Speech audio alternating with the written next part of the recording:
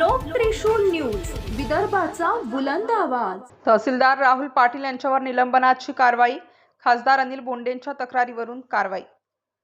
मोर्शीतून एक मोठी बातमी समोर आली आहे। मोर्शीचे तहसीलदार राहुल पाटील यांच्यावर निलंबनाची कारवाई करण्यात आली आहे।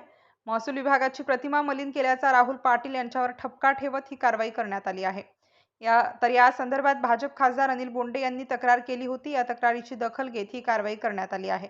मिळालेल्या माहितीनुसार तहसीलदार राहुल पाटील विरुद्ध जिल्हाधिकारी सौरभ कटियार यांनी शासनाकडे अहवाल सादर केला होता। यात आपत्ती व्यवस्थापन, निवडणूक कामकाज, गौण खनिजाच्या कामात अनियमितता केल्याची पाटील यांच्या विरुद्ध तक्रार केली होती।